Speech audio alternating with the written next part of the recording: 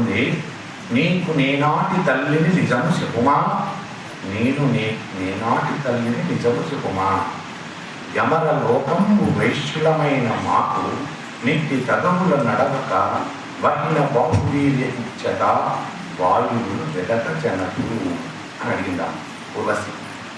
ఇది ఇంద్రలోకం, నేను దేవవేశ్యని. ఈ లోకములో వావి వలసలు ఉండవు. ఒక్కొక్క లోకంలో ఒక్కొక్క ధర్మం ఉంటుంది. ఇది కేవలం భోగంతో కూడుకున్న లోకం, దేవలోకం. ఇక్కడ నేను దేవవేశ్యని. నేను నీకు తల్లినేమిటి? అసలు నేను ఏనాడు నీకు తల్లినయ్యాను?